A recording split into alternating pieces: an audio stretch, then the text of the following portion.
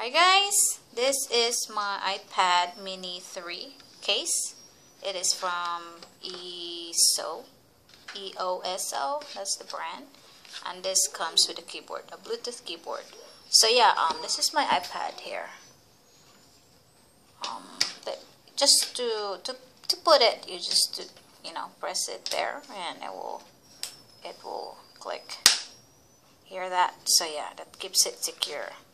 So I love it, it turns out into a small laptop. So here, like the color, and yeah, it's built pretty good quality. So anyway, how do you take it out?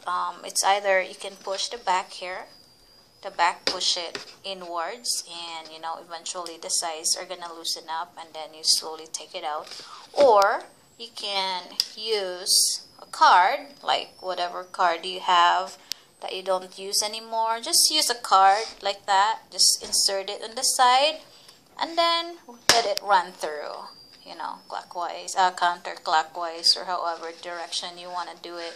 So as you can see there, it's kind of opening up and you can just pull it out easily that way. So yeah, it's a good case, and I like it because it's easy to connect on Bluetooth. It makes typing convenient.